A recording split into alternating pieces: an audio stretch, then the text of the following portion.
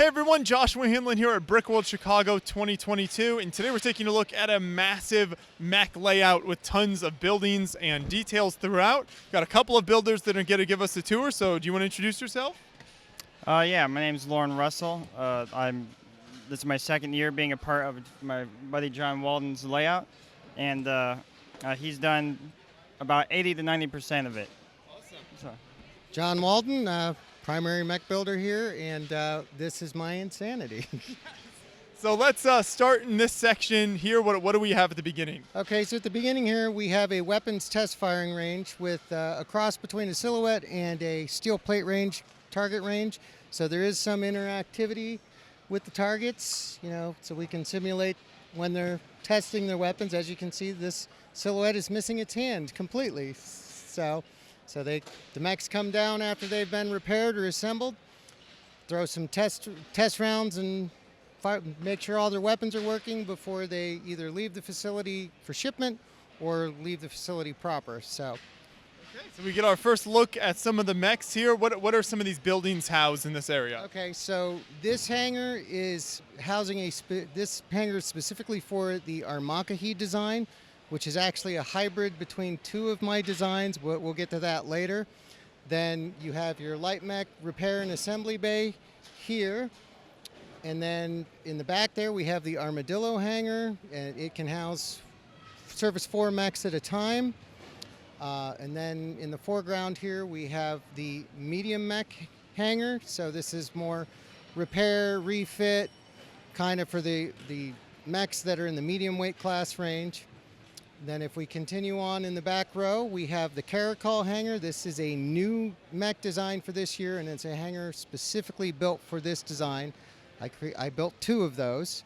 Then we go on to the heavy mech bay that's meant for repair and refit. In this, we have an older design of mine. The Fiend is currently getting some welding done, possibly to an arm actuator that's being touchy. And then as we go behind there, we have 2 Takahi hangars. The original design for this layout was the factory that creates that specific design, so they get 2 hangars instead of 1. And as we move on, we've got the Assault Mech Bay, which has the only alien mech I have on the layout. So right now it's being inspected, quarantined, and if it makes a threatening move, we've got a mech and troopers ready to shoot. You want to talk about your mechs? Yeah, so nearby we have a little interaction between some of my designs and his. So we got my Patriot Mark II mech suits, which are more humanoid and carry handheld weapons, engaging one of his latest designs, the Rug Ops, peeking around the corner, being all gnarly and all that. So. Yeah, I like the posability of these here. They look great. Yeah, I value articulation quite a bit, so I'm glad it comes across that way. Mm-hmm. And we should also mention, as you're talking about all these different buildings, it's also all connected up with roads here, so it's a very cohesive layout. That was part of why we weren't here in 2019, is we spent the entire year retooling because this was such a nightmare to set up. And part of it was we had structures that were too big. Like the front row here, this was all originally one structure, so I separated it, redid the wiring.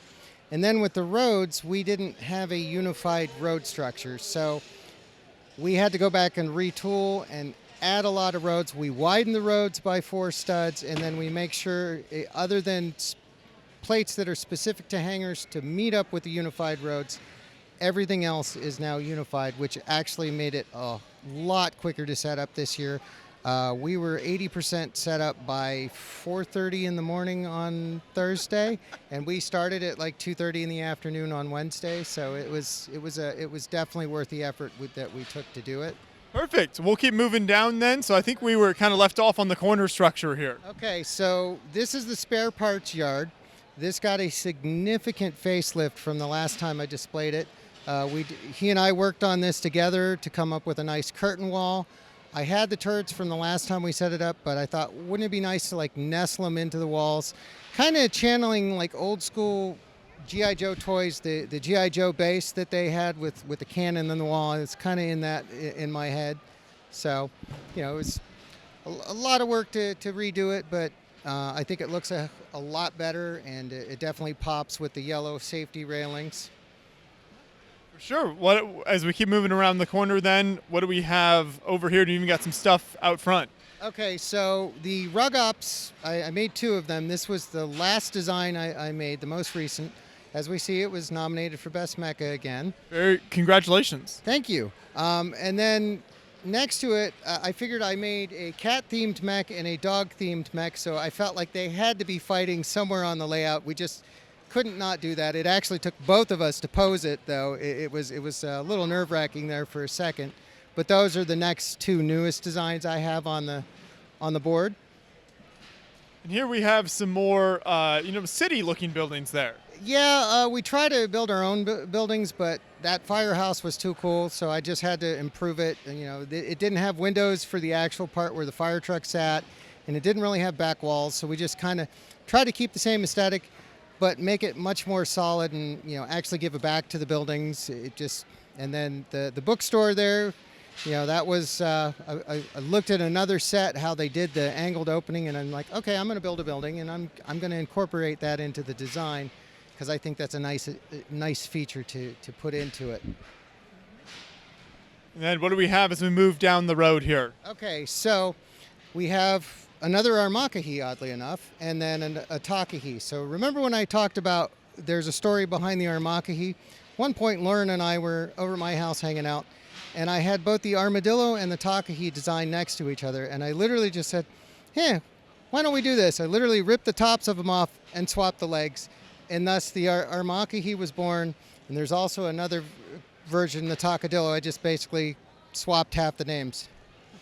Oh yes, and there's a Takadillo over there by the tank by the warehouse. It's kind of goofy looking, but it works, so we'll run with it. You've got the little the fire helicopter out there as well, and then as you mentioned, even a tank. Well, the tank is all Loren, so he built all the tanks, so I'll let him take over for a second here. And So the work in progress, that's a secret, by the way, because it actually has no hatches or interior yet, but the overall shaping I figured pretty enough to bring is supposed to be a heavy assault tank to kind of mix up and make it not more than just mechs on this industrial layout here. Moving on from that, while that's a bigger project, I tried to mass produce some smaller Maxwell tanks, and they can open up. They're very tight fit, and they scale well with more city scale cars. The turrets can be easily swapped out for multiple variants. There are some that were on the corners that have already been passed by in the video, as well as one around the corner there.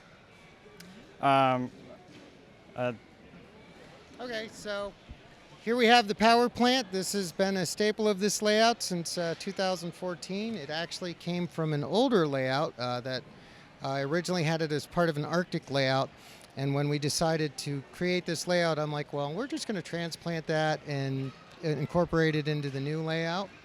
And then... All right, so moving on to some of my mechs on the perimeter here.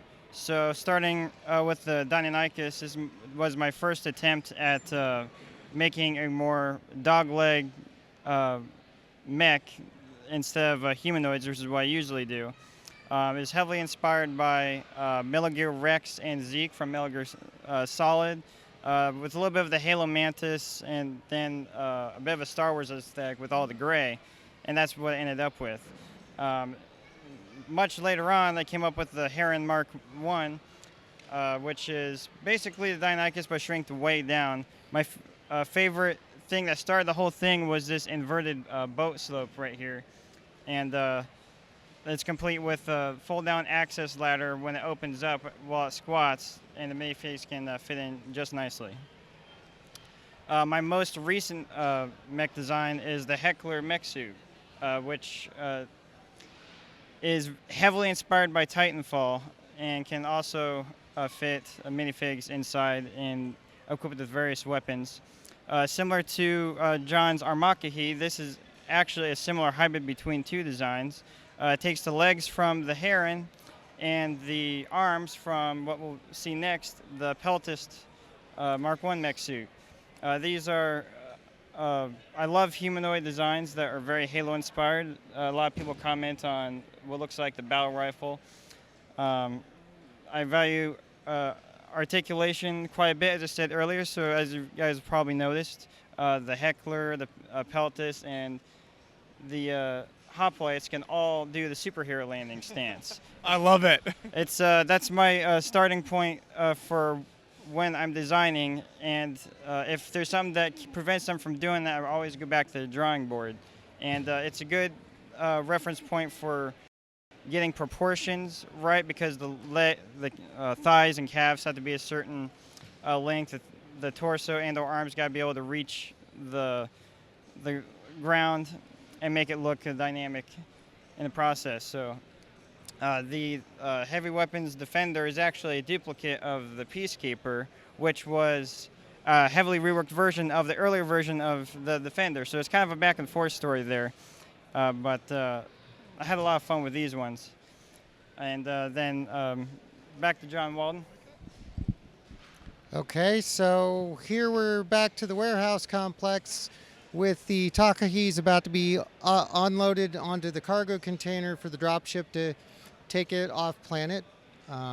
We've also, if we move further down, we'll see the next of my newest designs. I've been kind of on an animal kick lately, so I was channeling, the Gremlin is actually channeling a creature from Warhammer 40K that are basically the minions of the orc race. They're called Gretchen. So if I were to move his head a little bit, you can see, like, just like the orcs, he actually has a little bit of an underbite. I did a lot of interesting things with this design. This is the first design where I actually have a 5-fingered hand that you can splay the fingers. His don't splay quite as good as the Rug Ops, but you start somewhere and then you improved from there. And so I hope to revisit this design. I've actually had a request for a copy of it, so we'll see how that goes. I did a little bit different bit with the foot design, something I hadn't attempted before. It's a bunch of the mixel joints, and then they're linked together, and it turned out to make the foot very, very stable. Not the most posable, but very stable. And given how heavy he is, it's probably best that it is stable. So while we're kind of looking at this thing, I want to point out some sneaky stealth mechs of various designs. So up on the rooftop immediately we have a Walden's, what do you call it? Cave lion. Okay, the cave lion, about ready to pounce on one of the Takahis. And on the other warehouse, I kind of forgot to mention it earlier, is one of my Patriots in a prone sniper configuration, showing the full posability once again.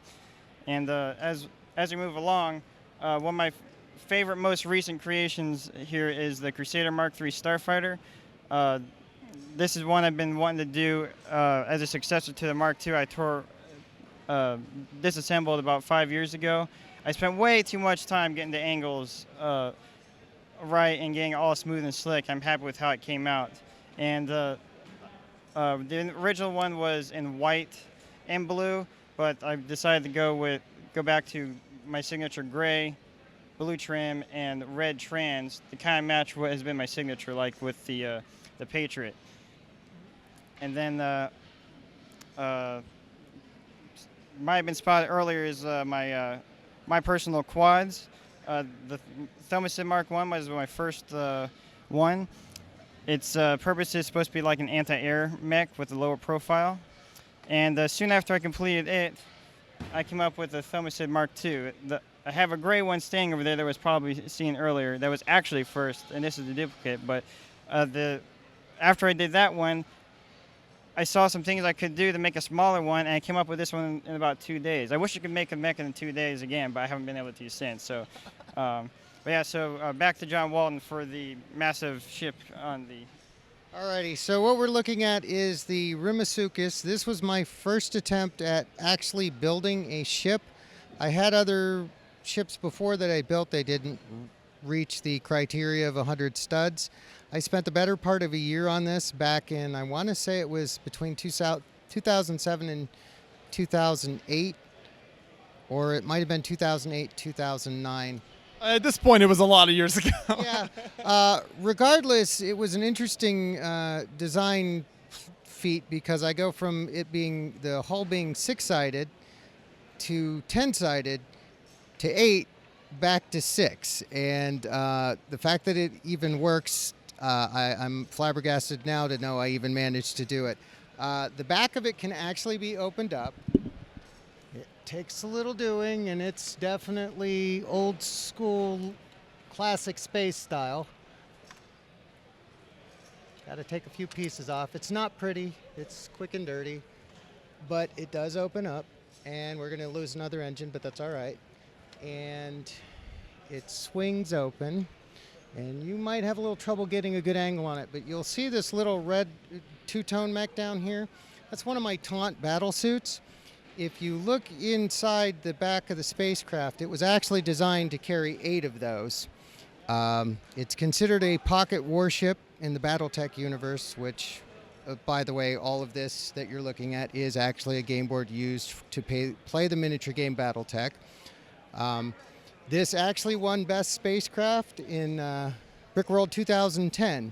It's the only award that I've taken home from Brickworld, so I'm obviously very proud of it. And it also hasn't seen the light of day in 10 years. So I figured maybe it's time to bring it out of mothballs and let people see it again. So. Very nice. So this whole layout is absolutely incredible. Do you know the square footage, the total square footage? Our table space is 16 foot by 21 foot.